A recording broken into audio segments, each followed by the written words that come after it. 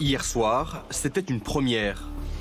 Emmanuel Macron a réuni en visioconférence tous les principaux acteurs de la course au vaccin. Un entretien suivi d'une prise de parole inattendue et d'une promesse faite aux Français. Dans quelques semaines, c'est-à-dire début mars, nous aurons vacciné l'ensemble des pensionnaires de maisons de retraite, ce qu'on appelle les EHPAD, qui ont souhaité, 80% ont souhaité, ça représente environ 500 000 de nos concitoyens, ils seront tous vaccinés début mars. On aura vacciné largement au-delà de ces établissements, dans cette période aussi, les plus de 75 ans. Nous allons continuer cette stratégie et d'ici à la fin de l'été, nous aurons proposé, en France, à tous les Français adultes qui le souhaitent, un vaccin. Un engagement conditionné à la capacité de production des doses vaccinales. C'est un sujet sensible, alors que les retards de livraison se sont multipliés.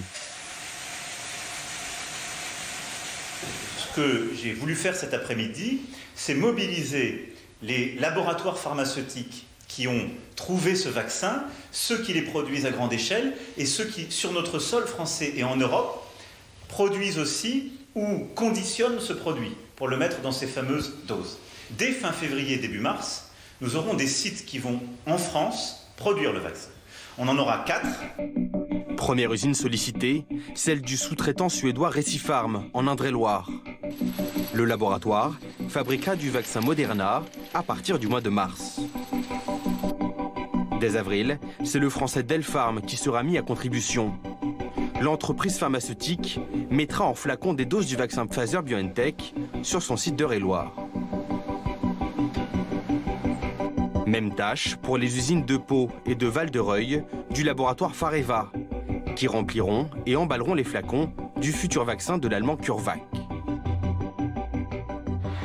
Le géant Sanofi devrait également mobiliser sa chaîne de production française, mais ce sera pour son nouveau vaccin, encore en développement et attendu fin 2021.